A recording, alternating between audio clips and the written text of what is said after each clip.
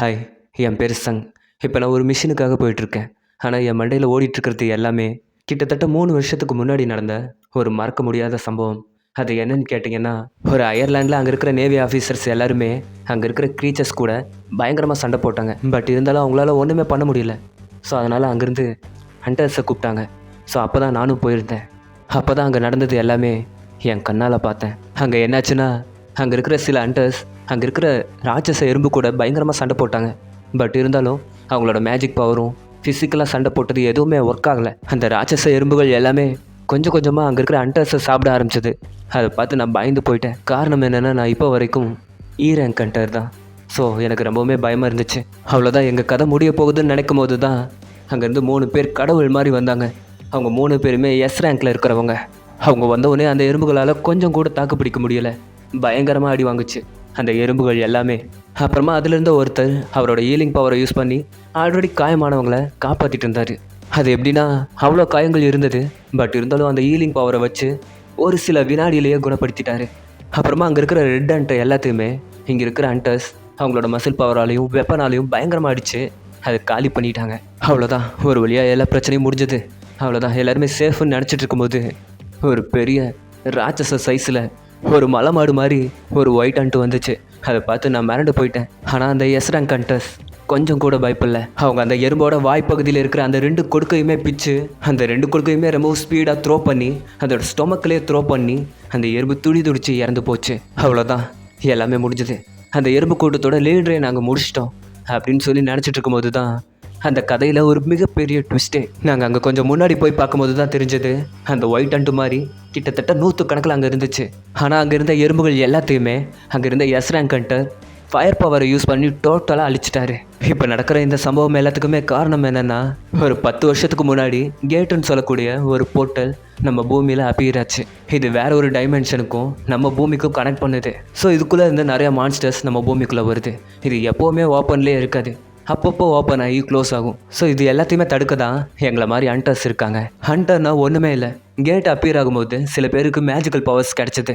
So அவங்கள தான் ஹண்டர்ஸ்னு சொல்லுவோம். இப்போ நான் உங்ககிட்ட பேசிக்கிட்டே நடந்து வந்து என்னோடய மிஷினுக்கு வந்துட்டேன். நான் உள்ளே வந்ததுமே அங்கே இருக்கிற ஹண்டர்ஸ் எல்லாருமே வணக்கண்டா மாப்பிள்ள அப்படின்னு சொல்லி எல்லாருமே ரொம்பவுமே பாசமாக கூப்பிட்டுட்டு இருந்தாங்க, வணக்கம் வச்சாங்க. அதை பார்த்துட்டு லீடர் பக்கத்தில் இருக்கிறவர் கேட்டார், என்ன அந்த பையன் பெரிய ஃபேமஸ் போல் பயங்கரமான ஹண்டராக இருப்பானோ அப்படின்னு சொல்லி கேட்க, ஐயா அதெல்லாம் இல்லை, அவன் அதுக்கு அப்படியே ஆப்போசிட், அவன் ஒரு ரேங்க் ஹண்டர், அவன் ஒரு தொட நடுங்கி அப்படின்னு சொல்லி என்னோட பெருமை எல்லாத்தையுமே பேசிகிட்டு இருந்தாங்க. ஒரே அசிங்கமாக போச்சு குமார். இது பரவாயில்ல, அந்த லீடர் இன்னொன்று ஒன்று சொன்னான் பாருங்க, ரேங்க் ஹண்டர்ஸ்னாலே வீக்கானவங்க, ஆனால் அந்த ரேங்க்லேயே ரொம்பவுமே வீக்கான ஆள் நான் தான் சொல்லி அங்கே என்னை ரொம்பவுமே புகழ்ந்து பேசிகிட்டு இருக்கான். சொரிதாடி, நானும் ஒரு நாள் எஸ் ரேங்க்குக்கு வருவேன், அப்போ உன்னை வச்சுக்கிறேன்டா. இப்போ அவங்க எல்லாருக்குமே ஒரு ஆய் சொல்லிவிட்டு நான் நடந்து வந்துகிட்டே இருக்கும்போது என்னோடய ஃப்ரெண்டு லீ வந்துட்டா. இவ பேர் லீ. இவளை பற்றி சொல்லணுன்னா, இவள் ஹீலிங் பவர் வச்சுருக்கா. ஏதாவது மிஷினுக்கு போனோன்னா இவளை நாங்கள் ஹீலிங் பவருக்கு யூஸ் பண்ணிக்குவோம். அவள் எனக்கு ஏற்பட்டிருக்கிற காயங்கள் எல்லாத்தையுமே பார்த்து ரொம்பவுமே ஃபீல் பண்ணா. ஏன்டா என்னை கூட்டிகிட்டு போகல, வந்திருந்தா நான் உனக்கு ஹெல்ப்ஃபுல்லாக இருப்பேன்ல அப்படின்னு சொல்லி ரொம்பவுமே கேரிங்காக பேசினா. இப்போ நாங்கள் ஒரு வழியாக எல்லாருமே டீம் அப் ஆகிட்டோம். ஸோ அதனால் டென்ஷனுக்குள்ளே போக போகிறோம். எல்லாருமே நிறைய வெப்பன்ஸ் வச்சுருக்காங்க. பட் இருந்தாலும் என்கிட்ட அவ்வளோக்கு மணி இல்லை. ஸோ அதனால் துருப்பிடிச்ச கத்தி தூக்கி போடு குத்தி அப்படின்னு சொல்லிட்டு ஒரு இத்து போன மேஜிக்கல் பவர் கொஞ்சமாக இருக்கிற என்னோட ஒரே ஒரு வாழை தூக்கிட்டு போயிட்டேன். அப்புறமா நான் டென்ஷனுக்குள்ளே போனேன். போய் பார்க்கும்போது முன்னாடியே ஒரு காப்ளின் இருந்துச்சு. அது கூட பயங்கரமாக ஃபைட் பண்ணி அதில் இருக்கிற ஸ்டோனை எப்படியாச்சும் எடுத்துடணும்னு சொல்லி அதை ஒரு வழியாக போட்டு தள்ளிட்டேன். அப்புறமா நினச்ச மாதிரி அந்த ஸ்டோனை எடுக்கலான்னு போகும்போது எதிர்பாராத விதமாக கண்ணு நிற்கிற வினாடியில் ஒரு காப்ளின் வந்துச்சு. அது ரொம்பவுமே ஸ்ட்ராங்காக இருந்துச்சு. அண்ட் என்னோடய வாலில் மேஜிக்கல் பவர் கம்மியாக இருக்கிறதுனால அந்த ஸ்குவாடு கிராக் ஆகி 2ஆக பிளந்துருச்சு. ஸோ இந்த சமயத்தை கரெக்டாக அந்த காப்ளின் யூஸ் பண்ணி என் வயிற்றுலேயே அதோட கத்தியை இறக்கிருச்சு. அவ்வளோதான், நம்ம கதை முடிய போகுது. இதுதான் நமக்கு ஃபைனலான டென்ஷன் நான் நினச்சிட்டே இருந்தேன். ஆனால் அந்த சமயம் பார்த்து ஒரு எஸ் ரேங்க் ஹண்டர் வந்து அந்த காப்ளினை போட்டு தள்ளிட்டாரு. ஸோ லீயும் என்னை ஹீலிங் பவரை வச்சு ஹீலிங் பண்ணிகிட்டு இருந்தா. ஸோ நான் கொஞ்சம் கொஞ்சமாக ஹீலிங் பண்ணிகிட்டு இருந்தேன். இப்போ நான் ஹீலிங் பண்ணிகிட்டு இருக்கிற இதே நொடியில் அங்கே இருக்கிற மற்ற மான்ஸ்டர்ஸ் எல்லாத்தையுமே அந்த ஹண்டர்ஸ் எல்லாருமே பயங்கரமாக போட்டு ஒரு வழி பண்ணிகிட்டு இருந்தாங்க.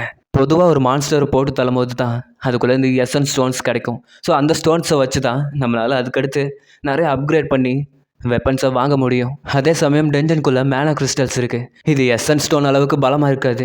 பட் இருந்தாலும் இதை வச்சு நம்ம நிறைய எனர்ஜியை ப்ரொடியூஸ் பண்ண முடியும். இப்போ ஒரு வழியாக அந்த டென்ஜனுக்குள்ளே அந்த பெரிய மான்ஸ்டரை போட்டு தள்ளின பிறகு எங்கள் டீமுக்கு சில மோனோ கிறிஸ்டல்ஸ் கிடைக்க ஆரம்பிச்சிச்சு. அதை நாங்கள் எல்லாருமே தேடி தேடி கலெக்ட் பண்ணிகிட்டு இருந்தோம். அண்ட் லீ எனக்கு ஹீலிங் பண்ணிகிட்டு இருக்கும்போது ஒன்று சொன்னா, இந்த மாதிரி நீ பயங்கரமாக அடி வாங்கிட்டு இருந்தா கண்டிப்பாக நீ பிழைக்கிறது கஷ்டம்னு சொன்னா. ஓகே எனக்கு புரியுது, ஐ எம் சாரின்னு சொன்னேன். அதுக்கு அவ சொன்னா, உன்னோட சாரிக்காகலாம் நான் இதெல்லாம் கேட்கல, எனக்கு உன் மேலே அக்கறை இருக்குன்னு சொன்னா. அப்போ என் மனசுக்குள்ளே தோணுச்சு, ஆஹா என்னது இது அப்படின்னு சொல்லி தோணுச்சு. அதுக்கப்புறம் நாங்கள் எல்லாருமே அந்த மோனோ கிறிஸ்டல்ஸை கலெக்ட் பண்ணிட்டு இருக்கும்போது அங்கே ஒரு பெரிய ஓல் இருக்கிறத பார்த்தோம். அதை பார்த்து எங்களுக்கு ரொம்பவுமே ஆச்சரியமாக இருந்துச்சு. இந்த மாதிரி எப்போவுமே நடந்ததில்லை, ஆனால் இது ஃபஸ்ட் டைம். என்னடா இது, டென்ஜனுக்குள்ளே இன்னொரு டென்ஜனா அப்படின்னு சொல்லிட்டு நாங்கள் எல்லாருமே போய் பார்த்தோம். அதை ஆச்சரியமாக பார்த்தோம். அதுக்குள்ளே போகலாமா வேணாமான்னு சொல்லி எங்களுக்குள்ளே ஒரு கன்ஃபியூஷன் இருந்துச்சு. அப்போ நாங்கள் முடிவு பண்ணோம், இது ஆல்ரெடி டி ரேங்க் டென்ஜன் தானே, எப்படி இதுக்குள்ளே போனால் இதே மாதிரி இன்னொரு டி ரேங்க் டென்ஜன் தான் இருக்கும், ஒன்றும் பயப்படுற அளவுக்கு பெருசாலாம் இருக்காதுன்னு சொல்லிட்டு நாங்கள் முடிவு பண்ணோம். ஆல்ரெடி கொஞ்சமாக மோனோ கிறிஸ்டல்ஸ் தான் கிடச்சிருக்கு.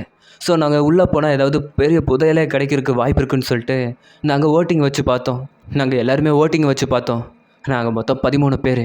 கடைசியாக என்கிட்ட வந்து நின்றுச்சு. அதில் 6 பேர் போகலாம் வேணான்னு சொல்லி வச்சுருந்தாங்க. இப்போ நான் சொன்னால் தான் அங்கே போகவே முடியும். நான் யோசித்து பார்த்தேன், எங்கள் அப்பா எங்கள் வீட்டை விட்டு காணாமல் போயிட்டாரு. எங்கள் அம்மாவுக்கு மெடிக்கல் செலவு, அது மட்டும் இல்லாமல் என்னோடய தங்கச்சிக்கு காலேஜ் ஃபீஸ் கட்டணும். இது எல்லாத்தையுமே யோசித்து பார்த்துட்டு அந்த டென்ஜனுக்குள்ளே என்ன ஆனாலும் சரி இறங்கி ஒரு கை பார்த்துடலான்னு சொல்லி ஓகே சொல்லிட்டேன். ஸோ இப்போ நாங்கள் மறுபடியும் அந்த புது டென்ஜனுக்குள்ளே என்டர் ஆகிட்டோம். அப்புறம் நாங்கள் உள்ளே நடந்து போயிட்டே இருக்கும்போது லீ ரொம்பவுமே கோவமாக இருந்தா. அதை நான் அவள் கண்ணை பார்த்தே கண்டுபிடிச்சிட்டேன். ஸோ அப்போ அவள் ஒன்று சொன்னான், நான் ரொம்பவுமே கோவமாக இருக்கேன், என்னோடய கோவம் போகணுன்னா நம்ம 2 பேருமே சேர்ந்து போய் காஷ்மீரில் ஒரு சாக்லேட் காஃபி சாப்பிடணும்னு சொல்லி கேட்டா. அட அரலூசு சைக்கோ, இந்த நேரத்துலையும் என்ன கேட்குறா பாரு அப்படின்னு சொல்லி தோணுச்சு. பட் இருந்தாலும் பார்த்துக்கலான்னு சொல்லிட்டு அவளை சமாளித்து அப்படியே நடந்து போயிட்டே இருந்தேன். அப்படி நாங்கள் போயிட்டே இருக்கும்போது அந்த டென்ஜனுக்குள்ளே ஒரு பெரிய கேட் இருந்துச்சு. இந்த மாதிரி ஒரு கேட்டை நாங்கள் பார்த்ததே இல்லை. இது வரைக்கும் டென்ஜனுக்குள்ளே இந்த மாதிரி ஒன்று இருக்கிறது எங்களுக்கு தெரியவே தெரியாது. அதுவும் இல்லாமல் ரொம்பவுமே பெரிய பெரிய சிலைகளும் இருந்துச்சு. அண்டு ரொம்பவுமே வினோதமாக இங்கே எந்த ஒரு மான்ஸ்டருமே இல்லை. ஸோ எங்களுக்கு ரொம்பவுமே பயமாக இருந்துச்சு. இங்கே என்னடா இது ரொம்பவுமே புதுசாக இருக்குது, தெரியாமல் எக்குத்தப்பா வந்து கால் வச்சிட்டோமோன்னு சொல்லி எல்லாருமே நினச்சிட்டு இருந்தோம். அப்போ லீடரும் பார்த்தீங்கன்னா அங்கே இருக்கிற கல்வெட்டில் இருக்கிற எழுத்துக்களை படிக்க ஆரம்பிச்சிட்டு இருந்தார். அப்போ நானும் திரும்பி அங்கேயும் இங்கேயும் பார்த்துட்டு இருந்தேன். அப்போ லீ சடனாக ரொம்பவுமே சவுண்டாக கூப்பிட்டு என்னை கூப்பிட்டா. அவள் அப்படி பயந்து போய் கூப்பிட்டா. என்னன்னு சொல்லி கேட்கும்போது இப்போ அங்கே இருக்கிற ஸ்டாச்சுவில் கண் சிமிட்டுச்சு, அதை நான் பார்த்தேன்னு சொல்லி சொன்னான். அதெல்லாம் நான் நம்பவே இல்லை, அதெல்லாம் உன்னோட இல்யூஷன் சொல்லிகிட்டே இருந்தேன். அவளை சமாதானப்படுத்திட்டு இருந்தேன். அதெல்லாம் ஒன்றும் இல்லைம்மா, நீ இன்றைக்கி குளிக்கலே இல்லை, ஸோ அதனால் உனக்கு தப்பாக தோணுதுன்னு சொல்லி அவளை கலாய்ச்சிட்டு இருந்தேன். சரி ஓகே, இங்கே எதுவுமே இல்லை, நம்ம எல்லாருமே சேர்ந்து போயிடலாம் அப்படின்னு சொல்லி எங்களுக்குள்ளே டிஸ்கஸ் பண்ணிகிட்டே இருக்கும்போது நாங்கள் என்டரான டோர் டக்குன்னு க்ளோஸ் ஆகிடுச்சு. என்னடா இது, இங்கே என்ன நடக்குதுன்னே புரியலை. அப்போ ஒரு அண்டர், நான் ஆல்ரெடி சொன்னேன் இங்கே வர வேணாம் அப்படின்னு சொன்னேன், யார் கேட்டீங்க, இப்போ பாருங்கள் நமக்கு என்ன ஆக போகுதுன்னு சொல்லி அவர் ரொம்பவுமே புலம்பிகிட்டு இருந்தார். அப்போ ரொம்பவுமே கோவமாக, இங்கேருந்து நீங்கள் என்ன வேணாலும் பண்ணுங்கள், நான் போகிறேன்னு சொல்லிட்டு அவர் ரொம்பவுமே வேகமாக அந்த டோர் கிட்டே போகும்போது அப்போ தான் எங்களுக்கு ஒரு பயங்கரமான அதிர்ச்சி. அதை நாங்கள் பார்த்து ரொம்பவுமே ஷாக் ஆகிட்டோம். அங்கே என்னாச்சுன்னா, அங்கே இருந்த ஸ்டாச்சு அது கையில் வச்சுருந்த ஒரு கோடாலியை வச்சு அந்த கதவை திறக்க போன அண்டரை 2 துண்டாக வெட்டிருச்சு. அவர் அந்த இடத்துலையே காலி. அவரை கொண்டுட்டு அந்த ஸ்டாச்சு மறுபடியும் பழைய நிலமையில் ரொம்பவுமே அழகாக நிற்குது.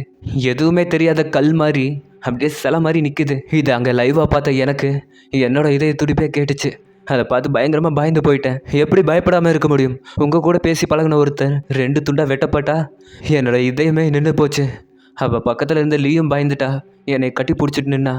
அப்போ தான் எனக்கு ஒன்று தோணுச்சு, அங்கே இருக்கிற அந்த சிலை மட்டும் நகராது, இங்கே இருக்கிற எல்லா சிலைக்குமே அந்த பவர் இருக்குன்னு சொல்லி எனக்கு தோணுச்சு. அவ்வளோதான், நம்ம காலி. ஆல்ரெடி எனக்கு எந்த பவருமே இல்லை, ஆல்ரெடி நான் ரொம்ப வீக்காக வேற இருக்கேன். ஒரு அடி அடித்தாலே நான் செத்து போயிடுவேன். இப்போ என்ன பண்ணலான்னு சொல்லி யோசிச்சுக்கிட்டே நின்றுட்டு இருந்தேன். நான் எந்த அளவுக்கு வீக்னா, ஒரு தடவை நான் டென்ஜனுக்குள்ளே ஃபஸ்ட் டைம் வரும்போது ஒரு காபின் என்னை அடிச்சிருச்சு. ஏன்னா என்னால் அதை சமாளிக்கக்கூடிய அளவுக்கு ஒரு வெப்பனை ரெடி பண்ண முடியல. ஏன்னா நான் அந்தளவுக்கு ஏழை. நான் அதுக்கிட்ட அடி வாங்கி கிட்டத்தட்ட 1 வீக் நான் பெட் ரெஸ்ட்டில் தான் இருந்தேன். ஸோ இருந்தாலும் நான் எத்தனையோ தடைகளை தாண்டி வந்திருக்கேன். அதனால தான் இப்போ ஒரு ஹண்டராக இருக்கேன். நான் எவ்வளவோ ஏழையாக இருக்கலாம், ஆனால் நான் கண்டிப்பாக ஒரு நல்ல ஹண்டர், எஸ் ரேங்க் ஹண்டராக மாறி நான் மின்னுவேன் அப்படின்னு சொல்லி எனக்குள்ள ஒரு தன்னம்பிக்கை இருக்குது. இதை நான் என்றைக்குமே விட்டுற மாட்டேன். 1000 பேர் 1000 சொல்லலாம், ஆனால் என்னோடய உயிரை எனக்கு காப்பாற்றிக்க தெரியும் அப்படின்னு சொல்லிட்டு நான் அங்கே தப்பிக்கிறதுக்கு வழி இருக்கான்னு சொல்லி பார்த்துட்டே இருக்கும்போது அங்கே முன்னாடி இருந்த ஒரு பெரிய ஸ்டாச்சுலேருந்து அதோட கண் பிளிங்க் ஆகிற மாதிரி ஒரு மாதிரி பிரைட் ஆகிற மாதிரி தெரிஞ்சிச்சு. ஸோ எல்லாருமே கீழே குனிங்க, நமக்கு ஆபத்து வருதுன்னு சொல்லிட்டு நான் கத்துனேன். பட் இருந்தாலும் அதோட ஐயிலேருந்து வந்த ஃபயர் பவர் அங்கே இருந்த ஒருத்தரை ஒரு எஸ் ரேங்க் சோல்ஜரை அநியாயமாக கொன்றுச்சு. மிச்சம் இருந்த எல்லாருமே கீழே குனிஞ்சு அந்த ஃபயர்லேருந்து தப்பிச்சிட்டோம்.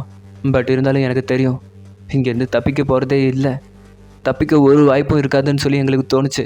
ஏன்னா அந்த டோரை ஓப்பன் பண்ணால் உடனே அந்த சிலை வெட்டிடும். இங்கே லேசர் வேறு, இன்னும் என்னென்ன சிலை என்னென்னலாம் பண்ண போகுதோ தெரியலை. ஆனால் ஒரு விஷயம், கண்டிப்பாக நான் இங்கேருந்து போயே ஆவேன், எனக்கு நம்பிக்கை இருக்குது. ஹாய் ஃப்ரெண்ட்ஸ், இந்த வீடியோ நல்லா இருந்துச்சா? உங்களுக்கு பிடிச்ச மாதிரி இருந்துச்சா? நீங்கள் எதிர்பார்த்தது இந்த வீடியோவில் இருந்துச்சா? அப்படின்னா ஒரு லைக் போட்டு ஷேர் பண்ணிடுங்க. இது வரைக்கும் சப்ஸ்கிரைப் பண்ணலன்னா சப்ஸ்கிரைப் பண்ணி அப்படியே பெல் ஐக்கானையும் ப்ரெஸ் பண்ணிக்கோங்க. சரி, ஓகே, பாய்ங்க. நான் போய் ரீல்ஸ் பார்க்க போகிறேன்.